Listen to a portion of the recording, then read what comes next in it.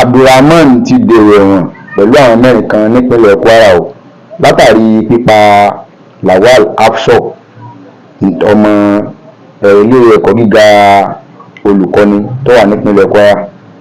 Ẹ wá nǹkan fìdílé, ẹ wo fọ́nrán fídíò tí mo fẹ́ fi hàn yín yìí, bí adájọ́ ṣe dá ẹjọ́ wọn, bí Abdulrahman ṣe da ara jẹ́ nígbà tó gbọ́ ìdájọ́ adájọ́ àti àwọn mẹ́rin yòókù náà.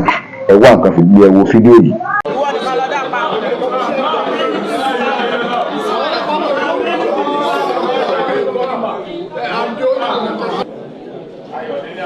People are making noise there. If you know that you want to talk, please kindly go out of this corner. You are disrupting the proceedings here now. Yes. Inspector Ayodele Abdulaziz, a police officer. Who are the Malada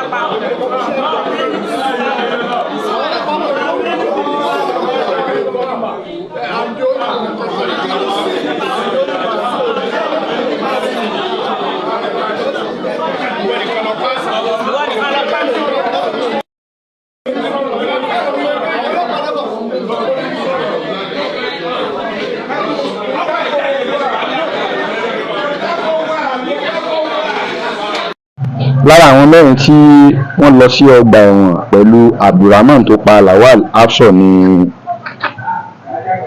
ẹni ọdún 41 tí í ṣe àáfàá kan tí orúkọ rẹ̀ ń jẹ́ Ahmed Abdulwasiu láti Àdó-Àlérè nílùú Ìlọrin.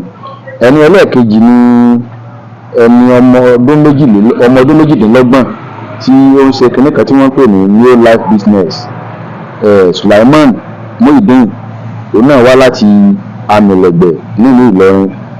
Ẹnì kẹta ni ẹni ọmọ ọdún 29 tí eléyìí jẹ́ àwọn tó máa ń tún ẹ̀rọ ìbánisọ̀rọ̀ sí tí wọ́n ń pè ní phone repair. Orúkọ rẹ̀ ń jẹ́ Jamiu Usman, òun náà wá láti Àdó-Àlérè nílùú Ìlọrin. Ẹni ẹlẹ́ẹ̀kẹrin ni ọmọ ọdún 31 tí eléyìí jẹ́ àgbẹ̀ tí orúkọ rẹ̀ sì ń jẹ́ Abdulrahman Jamiu láti Elémèrè Mọ̀lété.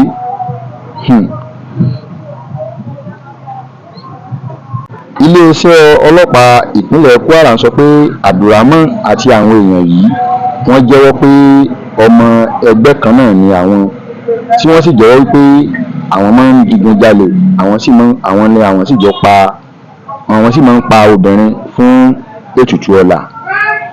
Magistrate Court Sanusi Mohammed nínú ọ̀rọ̀ wọn bí wọ́n ṣe dá ẹjọ́ wọn, wọ́n ní kí wọ́n máa kó àwọn mẹ́rẹ̀ẹ̀rin lọ sí